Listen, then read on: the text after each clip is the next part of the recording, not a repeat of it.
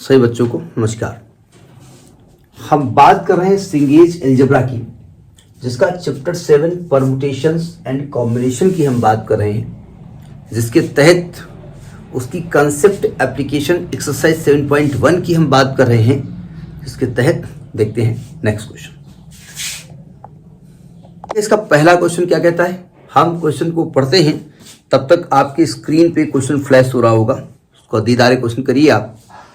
Question कह रहा है कि 4 buses run between Bhopal and Gwalior. If a man goes from Gwalior to Bhopal by a bus and comes back to Gwalior by another bus, find the total possible ways. हमने आपको fundamental principle of counting की बात की थी। इसमें फंडामेंटल प्रिंसिपल ऑफ एडिशन भी था, fundamental principle of multiplication भी था। उसको पढ़ने के बाद यहां पहुंचिएगा और नहीं भी पढ़ोगे तब भी समझ में आ जाएगा, वो एक अलग की बात है। देखिए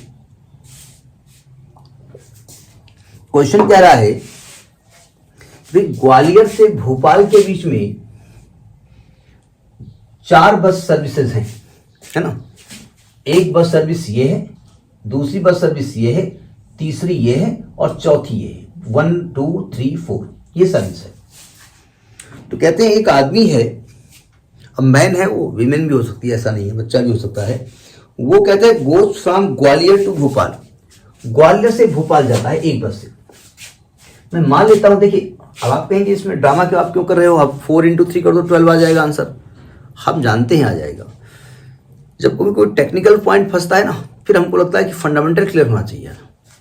देखिए अगर वो ग्वालियर टू भोपाल बस नंबर 1 से जाता है तो कह रहे हैं कि भाई आना उसको दूसरी बस से, अनदर बस, भाई एक बस से नहीं आएगा। और दूसरी बात, जाना और आना और एंड जब पूरा होगा तब उसकी जर्नी कंप्लीट मानी जाएगी। हमने आपको फंडामेंटल प्रिंसिपल ऑफ काउंटिंग में एंड और की बात की थी कि 2 वर्क एंड अगर लगा हो कि भाई जब दोनों कंप्लीट होंगे तब माना जाएगा, तो मल्टीप्लाई करते हैं। तो हम मल्टीप्लाई करेंगे, वो अलग की बात है।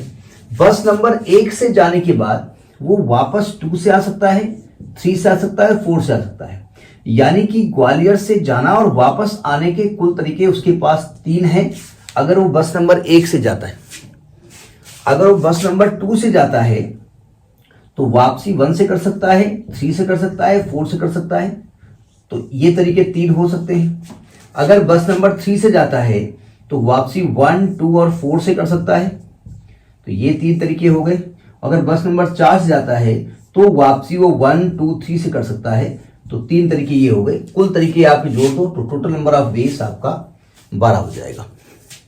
क्योंकि जाना और आना तब कंप्लीट वर्क माना जाएगा। पहली बात समझ लीजिएगा, चला जाए या लौट आए दोनों माना जाएगा। चला जाए तभी ठीक है, वो मान लिया जाएगा गया, ऐसा नहीं है। जाना और आना तब कंप्लीट माना जाएगा। तो आप ये तो आपका एक ट्री टाइप को बना देते हैं, उससे बना सकते हैं। ए ले सकते हैं कि number of ways to go from Gwalior to Bhopal 4 ways हैं, और number of ways to come back from Bhopal to Gwalior 3 ways है। क्योंकि आपसे कह रहा है कि भाई जिस बस से जाता है वापस अनदर बस से जाएगा, तो टोटल नंबर ऑफ वेज होंगे, टोटल नंबर ऑफ वेज 4 × 3 12 हो गया, काम खत्म। अब आप कहेंगे 4 प्लस, अब हमारे हम कंफ्यूज हैं, तब क्या करें? तो उसका तरीका भी है, आप 4 + 3 कर दो 7 आएगा, आंसर देख लो। नहीं टैली होगा 4 × 3 कर दो 12 आएगा, आंसर देख लो, टैली हो जाएगा, आ गया।